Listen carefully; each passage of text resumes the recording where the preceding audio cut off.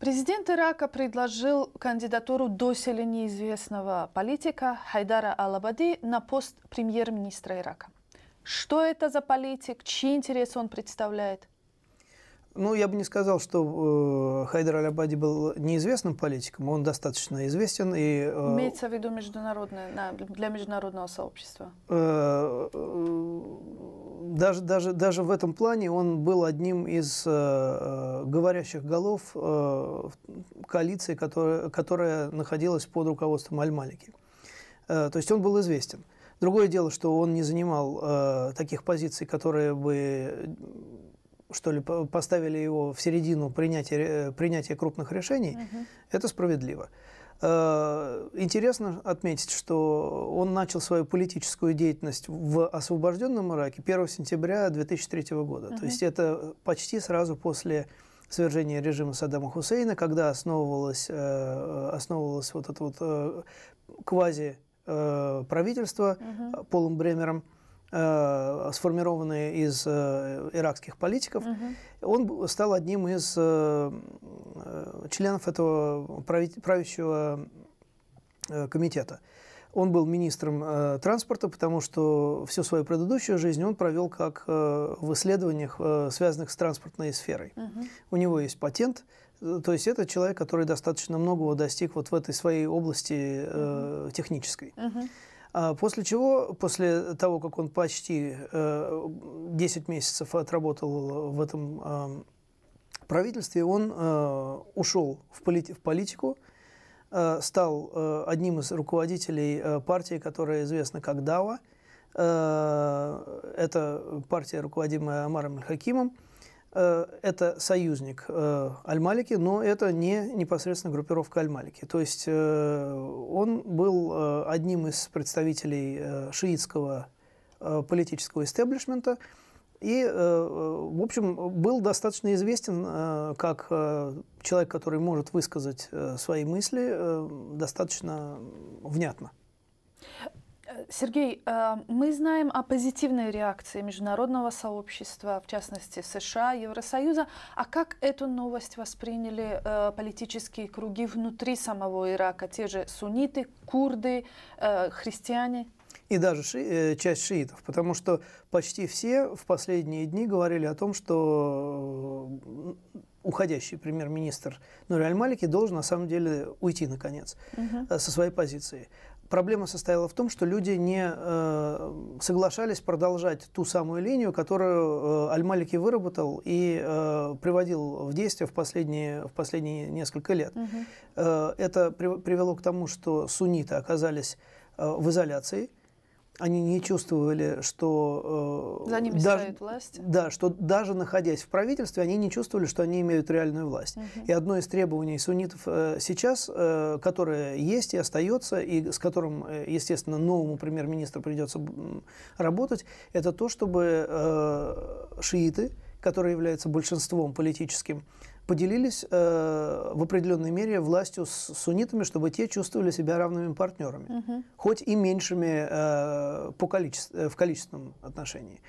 Остальные группы также имеют свои интересы и свои требования, которые они будут, естественно, предъявлять сейчас, вот с сегодняшнего дня Хайдару Аль-Абади, и он будет работать с ними.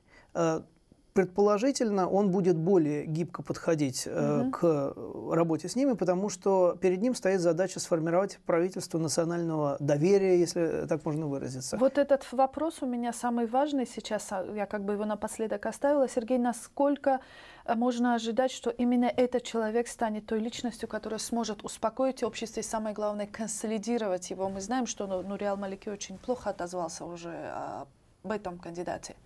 Ну, насколько ситуация складывалась еще несколько недель тому назад, мы ничего не слышали о том, кто именно будет предложен как альтернативный кандидат на пост премьер-министра. То есть самой крупной, доминирующей личностью был Аль-Малики. Он и остается крупным политиком. Проблема состоит в том, что, как говорят спортсмены, надо вовремя уйти из спорта на пике своей карьеры. Вот у него получается сейчас, что его из спорта, в общем, выносят на носилках. вопреки его собственным желаниям. Ну да. Что касается Аль-Абади, у него есть определенные сейчас преимущества в том, что очень многие люди готовы, хоть и осторожно, но идти ему навстречу, потому что всем кажется, что должно быть такое правительство, которое включает в себя всех. С другой стороны, проблема состояла в том, что вот такое всеобъемлющее, все заключающее правительство в Ираке, оно работало по принципу консенсуса. То есть пока все не согласятся, решение не исполняется. Понятно, что так дальше продолжаться не может, и вся предвыборная кампания в этом году шла на фоне того, что правительство должно быть правительством большинства действующим. Да. То есть приняли решение большинством, меньшинство, даже если оно не согласилось, в оппозиции, но оно, по крайней мере, понимает, почему надо выполнять то или иное решение. Если есть возможность дальнейших дебатов, дебаты продолжаются, но решение выполняется. Проблема состоит в том, что бюджет страны, например, который должен был быть принят к 1 января этого года, не принят до сих пор. Проблема состоит в том, что если не принят этот бюджет, в Ираке, по крайней мере, там даже проблема с выплатой зарплат возникает. Ну, понятно, это уже влечет социальное недовольство. Да, то есть все прекрасно понимают, что политическая повестка дня, и даже не политическая, а техническая, настолько сейчас обострена, что нужно как можно ближе сотрудничать друг с другом. Есть ли реакция воюющей оппозиции?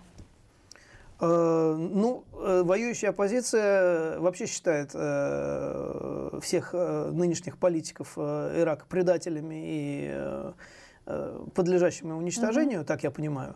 Они, в общем, достаточно радикально относятся. Ну, это, конечно, касается известной всем группировки исламского государства.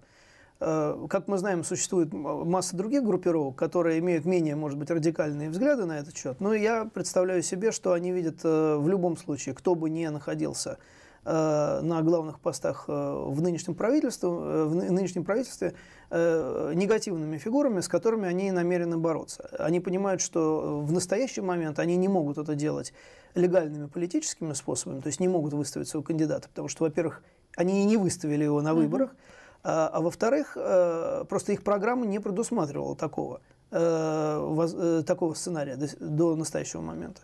Стало быть, им придется что-то предпринять, какие-то шаги, чтобы поменять свою программу с тем, чтобы легализоваться. Но для этого потребуется время. И, естественно, власти, которые будут находиться в то время, или руководители, которые будут находиться у власти, они не будут разговаривать со всеми, кто поменяет свою скажем так, ориентацию, шкуру, да. Они, естественно, будут выборочно относиться. С кем-то, видимо, диалог будут пытаться налаживать, а с кем-то просто по принципиальным причинам, в связи с тем, что эти люди занимали совершенно непримиримую позицию, совершили преступление. Да. Абсолютно верно. Преступление совершается, мы говорим с вами, преступления совершаются. В этом трагедия страны и в этом трагедия дальнейшего развития. Что не со всеми людьми можно будет разговаривать потом, потому что некоторые все-таки окажутся на скамье подсудимых. Поживем, увидим. На вопросы радио ЗОД ответил Сергей Данилочкин, директор иракской службы Радио Свобода, Свободная Европа.